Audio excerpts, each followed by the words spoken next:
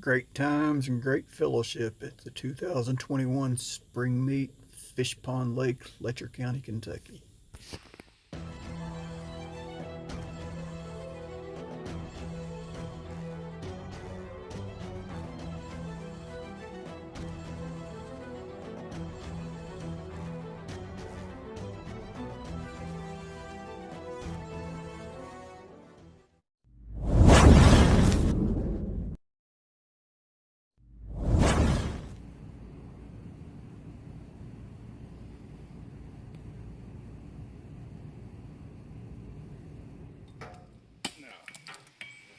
I'm bad with names, so I'm just going to say him. Hey, Harrison. Harrison. I shouldn't be too hard to remember, but I'm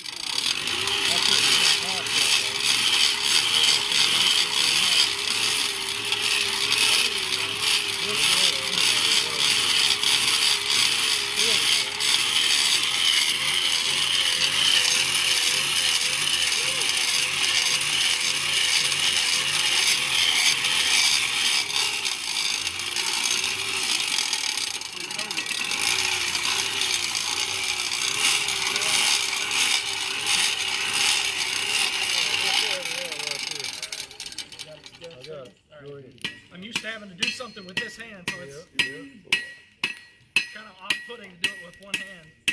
Okay, I'm gonna roll it. All right, now bring it up a little bit as you come up through there. Okay, we don't want to go no farther than what you're pounding.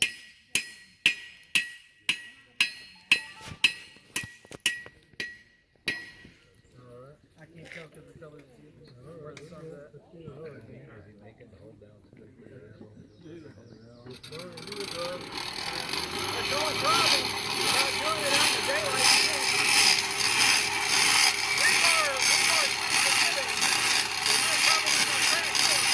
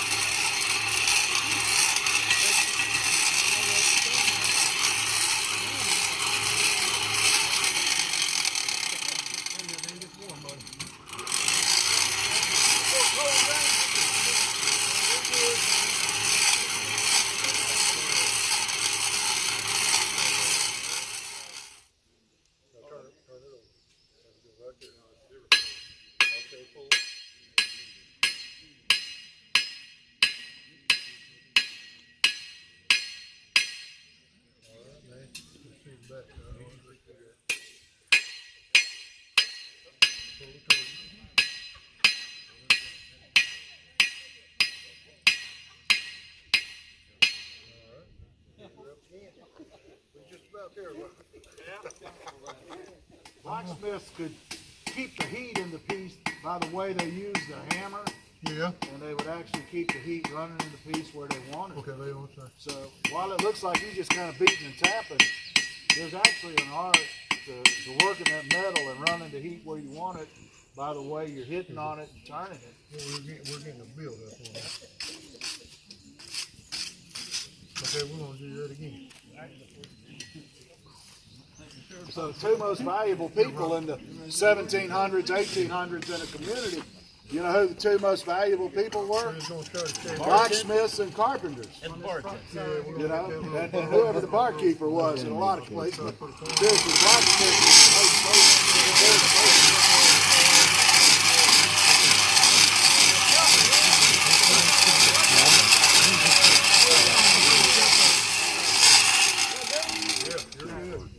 the Man, it's a working like a can. It is. It is good.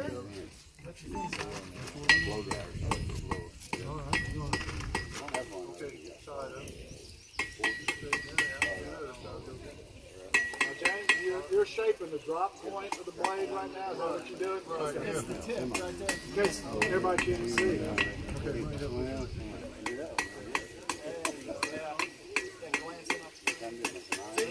You can see why it was important to do this in as few heats as possible, right? Like, you wanted to do that as quick as you could.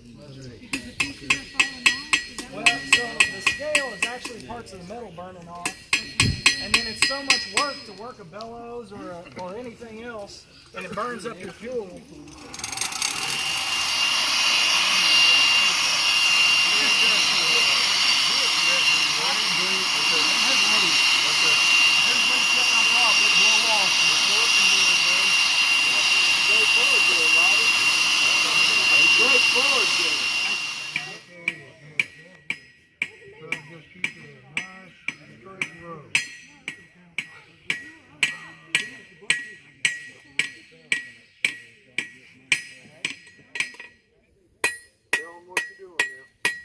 Well, so right now, just trying to draw this out. So as I hammer on one side, especially as it gets colder, you'll see all these little hammer marks because my technique isn't the best getting in here. But as you flip it over, the side that was on the anvil is smooth and nice and flat. So as you go, you hammer both sides and it slowly stretches that metal out.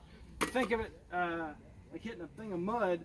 The metal moves in all the directions out from underneath the hammer. So as I hit right here, it's pushing that metal further down, stretches this out, thins it out, so we can taper that into a curl at the end, a little scroll at the end. So, one more They made all the metal items, the hinges, the latches, nails to nail things together, and making the nails was pretty much the same process.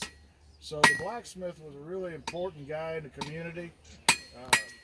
They made literally everything. Forks, spoons. Didn't everybody sit around and do the spoon carving we do today in bushcrafting? So that's why I was excited when I heard that James was going to be out here and Terry's brought his stuff out, because this is the next phase of bushcrafting.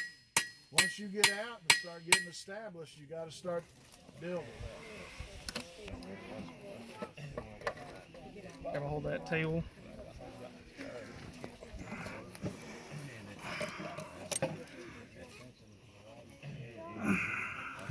There you go. That's beautiful. By the way, So you want to be in what? Where? there you go. You're gonna bend it around towards you. Like this right here? Yeah. You put it up this way. These are two I threw away Bend it on around. because I didn't like how they turned out. Can you bend it? Yeah, Come I on can, my but- side. Come on my side and hook on to Okay, it. I can bend it. I didn't want to make it too. Keep going. It's just gonna bend up here. We're I gonna want it to bend bend as down much here. as we can get with that tool right there. Stop. Okay. There's nothing you can do about it. But I mean, considering they Can I start out beat like it? that, You gonna beat Sure, it around there? sure. Bend it on around. There you go. Keep going. We won't make it too weak here in the curve, will we? No. I'll tell you what we'll do. We'll take it out and put another heat on it. Yeah. All right.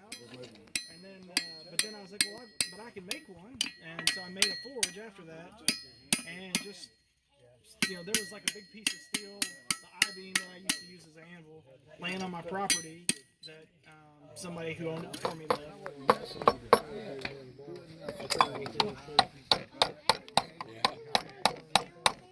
Easy one. So take your I don't know what's hot on this table and what's not. So here's what we'll do. I said you had to wear a vest and nasty first. I'm not gonna be That's actually not bad there, is it? I got that blade open back up again now. Where your blade starts, so.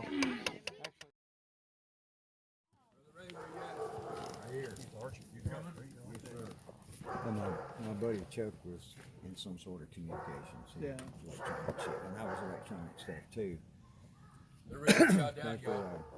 Got my A school and my operator school. I went to the fleet. I just happened to fall in to the right category to be sent back for beep school. Beep, basic electronic principles. Stop a second, you're getting your tangle. Because it's sonar, right? Kind of, yeah. It's slang goes with everything. You know that. So I spent almost 6 months. There you go. learning how to Slow down, prepare there's no hurry right now. electronics. Right now you can just Oddly enough, you'll I do your got heat sent and go right do your back dust. to the same boat. Nice. I knew I was gonna, you know, I I'm like, we got East Coast. They don't know it's We got East Coast. that bar on the table. We got a bag of it. Right back to the band. No, we don't have it Yeah, ready. I mean, you got the same folks. You're used to the Hobo. same Yeah, thing. yeah, it's pretty much the same crew. 6 months sometimes makes a little bit. Yeah. Turnover. So I got bounced all around. So it was a year for me to get through my schooling because the Marine Corps doesn't have money to hire like people it to do happens stuff to the properly. best So of we us. hired, Seems like we I can control trained it a one little guy bit to do better everything. with the shorter strokes. And so that was what No. I did. So it took a year to get through that. The shorter strokes, And by the time you I may got to the control a little fleet, better, it was but like, you're not going to get the heat. hey, you checked in at your duty station, North Carolina. Every time, My every comm time school was you in stop, 29 change Palms, South, or positions. 29 Palms, California. Heat. They're So like, with the long hey, thanks for strokes, coming you and keep- checking in. keep We have a longer. TAD. We need you to go back to California. I was like, all right, cool. So I went back to California, back to 29 Palms. So I lived in the desert for 2 years in Southern California, and I used to go camping for 9 months. it's a nice place. I really like it. A lot of people hated it. I liked it, but Joshua Tree. yeah. But anyway, yeah, I hated it because, like I said, I was out there doing training for stuff, and I had friends going through the pre-deployment trainings and stuff, and coming back and telling me all the crap. And most of the time, by the time I got in, they had kind of calmed things down a lot. Right. So I got in. I had diagnosed with cancer while I was in, and got out in 2010. I think it was. I got in so little more 8, so I was only in for 2 years. But I got in right as they were doing one of the force escalation things. They were going into trying to up the troop numbers, and by the time I got done with all my training, they were like, hey, we're drawing down, we're going back in sequestration. And actually, it was 2011, got it. I guess. Anyway, Like that. so sequestration was him, and they were trying to kick people out. I mean, I took a drug test every week, All right, you're done. You're because slipping. they were just trying anything, trying to get people out. Might have done it, huh? That's sad. But anyway, It wouldn't put me out. You tend to I was in from 78 to 84. yeah, you're in a good long time, man. I was. Yeah, I guess. Just This is I did enjoy my job. I like lose it? working on electronics. And I got they rang the dinner bell. They said something grace. that If I had anybody's no idea interested about in me. having to come back from beat school. Sorry, Dan. I'm trying.